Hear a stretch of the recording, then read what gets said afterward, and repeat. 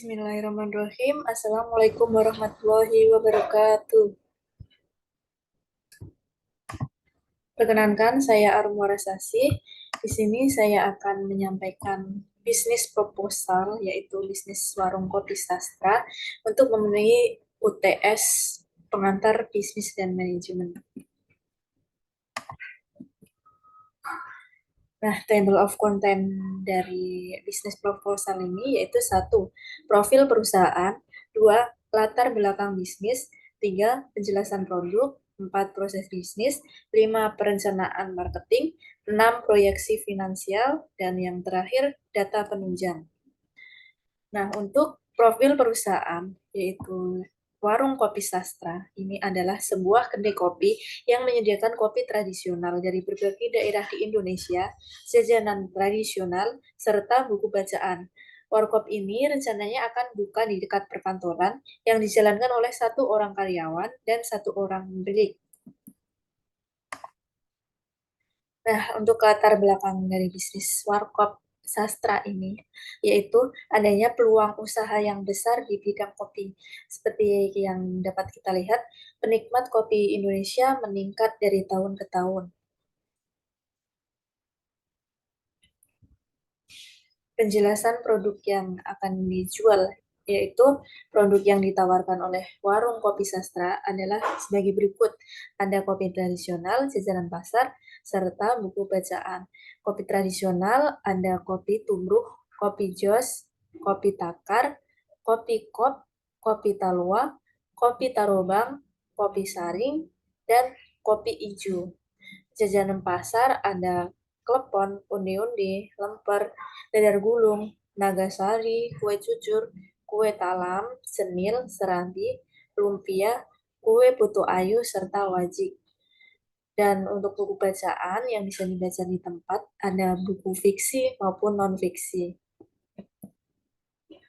Untuk penjelasan proses bisnisnya, ada 3 user, yaitu ada pemilik, supplier, pelayan, serta ada pembeli. Dari pemilik, pertama-tama mencari supplier. Setelah itu, negosiasi dengan supplier. Jika hasilnya tidak disepakati, maka kembali lagi mencari supplier. Jika negosiasi berhasil, maka supplier menyerahkan produk kepada pemilik. Lalu dari pemilik menyerahkan produk kepada pelayan untuk menyajikan produk. Pelayan menyajikan produk kepada pembeli, lalu pembeli menikmati produk.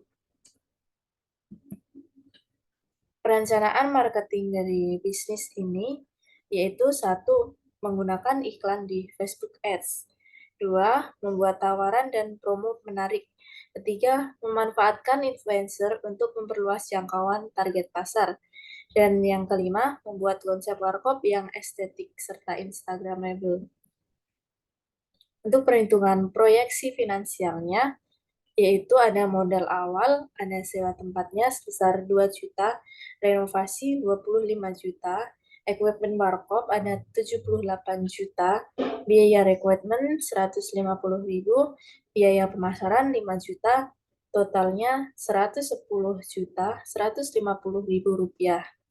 Untuk modal kerja 1 bulannya, ada bahan baku sebesar 15 juta, kemasan 200.000, overhead 1 juta, upah tenaga kerja 5 juta, totalnya 21.200.000 rupiah. Estimasi keuntungan per bulan dari penjualan kopi, Anda 100 cup per hari, dikali 30 hari, dikali harganya 15.000 per cup, 45 juta. Penjualan jajanan pasar, 100 buah per hari, dikali 30 hari, dikali 5.000, 15 juta rupiah. Totalnya 45 juta ditambah 15 juta rupiah, ada 60 juta rupiah. Estimasi keuntungannya, dari total keuntungan per bulan 60 juta dikurangi modal kerja 1 bulan sebesar 21.200.000 rupiah. Estimasi keuntungan ada 38.800.000 rupiah.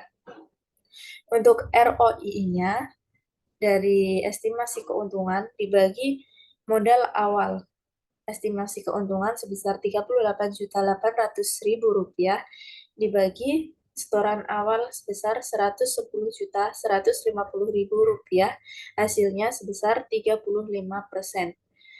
Untuk BIP, break even point-nya, yaitu setoran awal dibagi keuntungan sebesar setoran awalnya Rp110.150.000 dibagi Rp38.800.000 dikurangi modal kerja 1 bulan sebesar Rp21.200.000, yaitu hasilnya 6 bulan. Dan yang terakhir, untuk data penunjangnya, data penunjang yang dibutuhkan dalam pembangunan bisnis ini adalah sebagai berikut. 1. Data jumlah konsumsi kopi di Indonesia. Kedua, data penelitian selera kopi masyarakat Indonesia. Ketiga, data inovasi produk kopi di Indonesia. Dan yang keempat, data supplier kopi berkualitas di Indonesia. Demikian yang dapat saya sampaikan. Ada salahnya, mohon maaf. Wassalamualaikum warahmatullahi wabarakatuh.